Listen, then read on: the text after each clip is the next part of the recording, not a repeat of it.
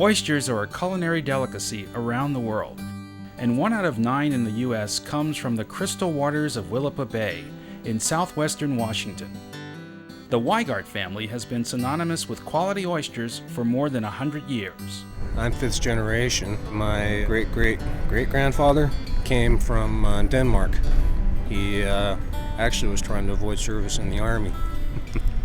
He got a job on a guano schooner, decided he couldn't handle the smell of that, and he jumped port in San Francisco. Went to work for one of the oyster companies down there, and they sent him to this area. That was 1898. My family's been in this area ever since. Ken was bitten by the oyster bug at an early age. Started working with the business, following my dad around when I was about 8 years old. Started really working when I was 15. I've done every single facet of it. I've managed every single operation of it. One of the biggest things I believe in is I will not ask my people to do something I can't. A day of farming oysters begins at sunrise. It's a good feeling to go out there and look at your crop and see that it's doing okay and that it'll be ready to go to market here pretty soon.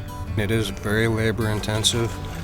Almost everything's still done the same way it was at the turn of the century. When they're harvesting, they take everything. Empty shells, dead ones, good ones, singles, bunches. I mean, you want that ground empty and clean so that you can put your next crop onto it. The pickers, when they're harvesting, will use bushel baskets. They'll fill the bushel baskets and then they'll dump them into a 25 bushel metal tub with a rope with a float attached to it. Come high tide, the boat will come in and lasso those floats and winch them up onto the deck and dump the tubs out. Part of the challenge of farming oysters is beating the other wildlife to the best of the harvest. Everything likes to eat oysters. Crab are a very bad predator. Starfish is another one. There's even snails that will eat an oyster. Believe it or not, that snail will drill a hole through the shell. It sticks its stomach into the oyster and dissolves it. Each day's harvest is closely inspected before leaving the premises. For shipping live in the shell, they're looking for a nice symmetrical shell shape. There's a correct ratio as far as length by width by depth for what would be considered the perfect oyster.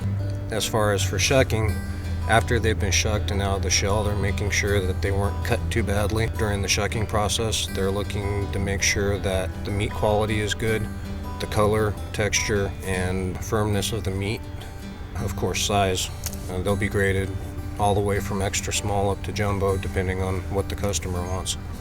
When we wash the oysters, they'll be put into a big tub that has air plumbed into it, kind of like a fish aquarium. After that, they'll be dumped out onto the table where the graders will go through, grade them by size or container size.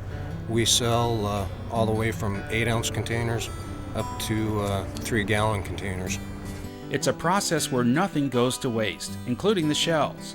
Everything's recycled. We'll use them for attaching the babies to.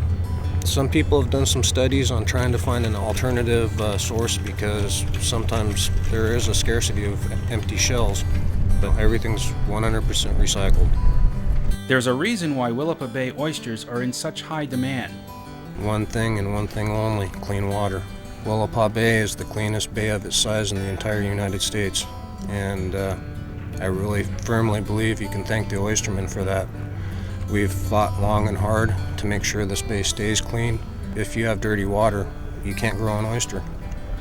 And what about the urban myth of oysters being an aphrodisiac? Yeah, actually the state of Maryland used that about 10 years back. I think that it helps a little bit, especially on the luxury end of it. I mean, ironically enough, one of our biggest selling holidays is Mother's Day. And draw your own conclusions on that one.